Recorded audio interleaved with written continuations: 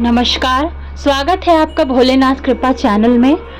सावन मास में भगवान शिव के पूजन से वातावरण एकदम भक्तिमय हो गया है। यह मास शिव और उनके साथ उनके परिवार को समर्पित है। सावन मास में सोमवार का पूजन तो कल्याणकारी है ही, इसके अलावा प्रदोष, मास शिवरात्रि के दिन भगवान शिव का विशेष पूजन किया जाता है। इस बार शुद्ध सावन मास के कृष्ण पक्ष में प्रदोष एवं मास शिवरात्रि का योग एक दिन पड़ रहा है।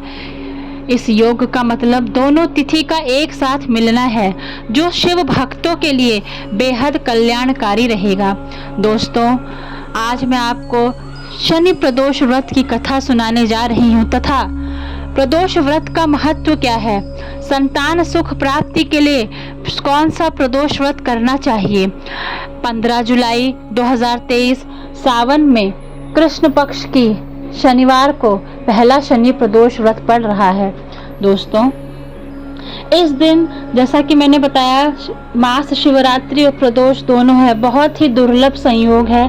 और इस दिन आप शिव जी की, उनके समस्त परिवार की, शिव पार्वती की विधि पूर्वक पूजा करें। सावन प्रदोष के दिन सुबह जल्दी उठें, स्नान आदि करने के बाद साफ कपड़े पहनकर पूजा करें। इसके बाद पूजा घर में दीपक जलाएं और व्रत का संकल्प लें।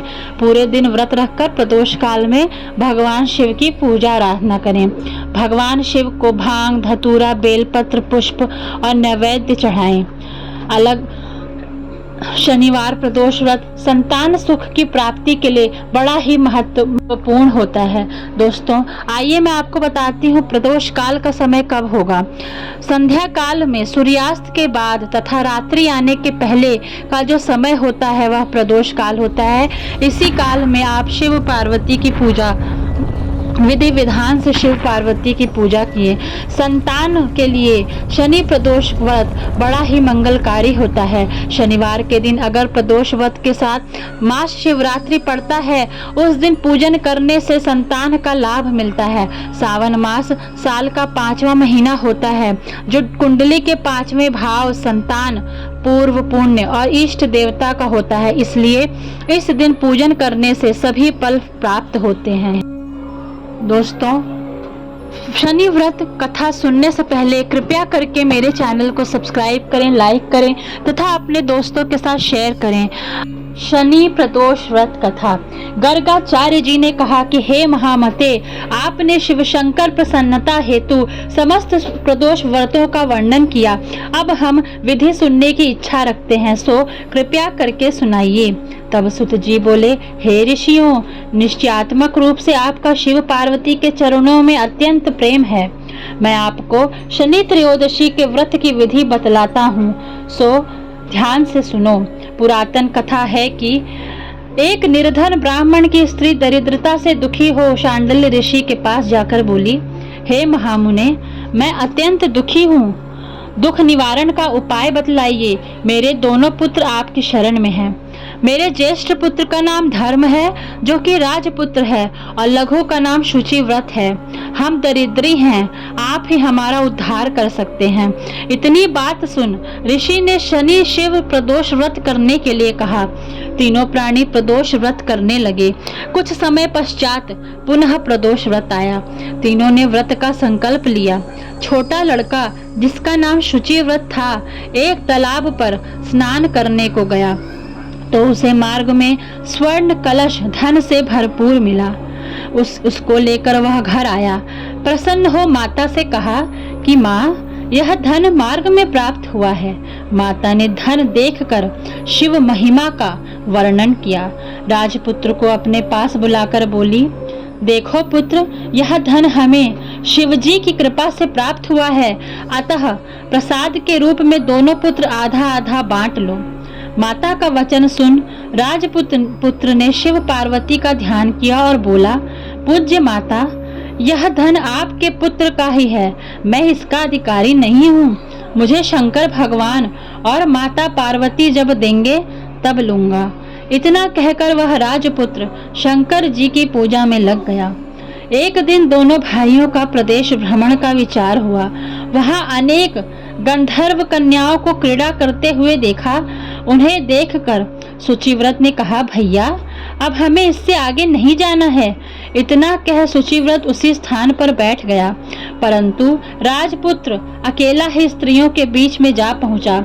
वहां एक स्त्री अति सुंदरी राजकुमार को देख मोहित हो गई और राजकुमार के पास पहुंचकर कहने लगी, हे सखियों, इस वन के समीप ही जो दूसरा वन है, तुम वहां जाकर देखो। वहां भांति भांति के पुष्प खिले हैं, बड़ा सुहावना समय है, उसकी शोभा देख कर आओ। मैं यहाँ बैठी हूँ, मेरे पैर में बहुत पीड़ा है। यह सुन सब सखी दूसरे वन में चली गईं। वह सुंदर राजकुमार की ओर देखती रही। इधर राजकुमार भी कामुक दृष्टि से निहारने लगा। युवती बोली, आप कहाँ रहते हैं? वन में कैसे पधारे?